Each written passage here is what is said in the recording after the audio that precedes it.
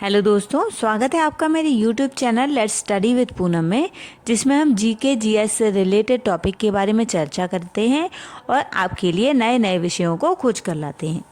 तो आज हम बात करने वाले हैं एक ऐसे मिलेट के बारे में जो कि फाइबर से भरपूर है। इसमें फास्फोरस बहुत अधिक मात्रा में पाया जाता है। यह डायबिटीज़ और कोलेस्ट्रॉल में काफ़ी फ़ायदेमंद है। यह किडनी से संबंधित रोगों में भी काफ़ी फ़ायदा करता है। तो हम जानते हैं कोदो मिलेट के बारे में।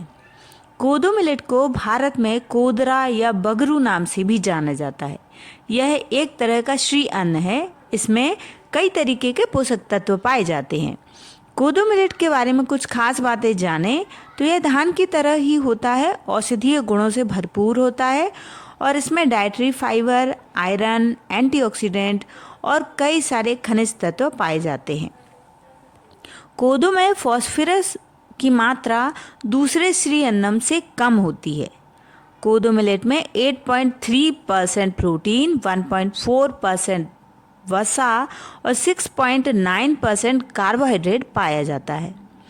ये मिलेट चावल के जैसा ही होता है और चावल की जगह पर इसे खाया भी जा सकता है। कोदो मिलेट को पकने के कुछ समय पहले ही काटकर खलिहानों में डाल दिया जाता है।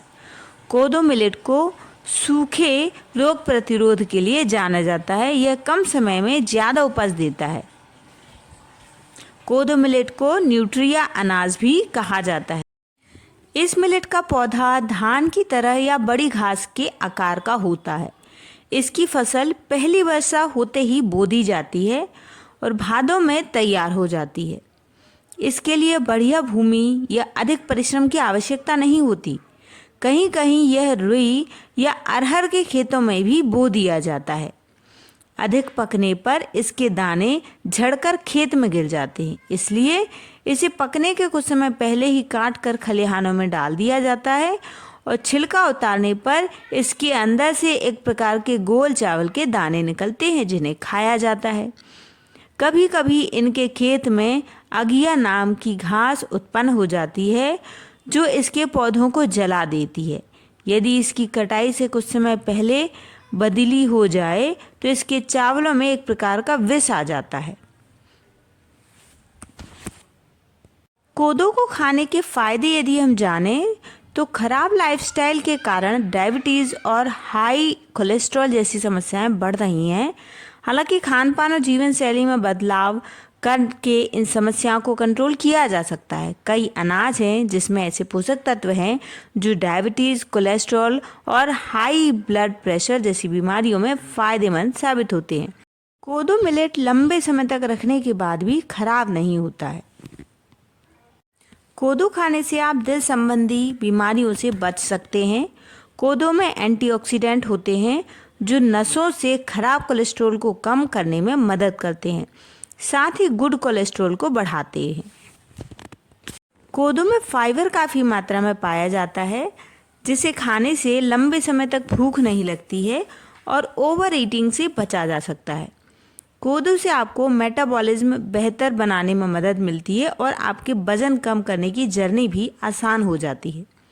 कोदो में कैल्शियम की मात्रा होती है, ऐसे में यह हड्डियों के लिए काफ़ी फ़ायदेमंद होता है। इसे खाने से हड्डियां मजबूत होती हैं और जोड़ों के दर्द की समस्या से भी मुक्त हुआ जा सकता है।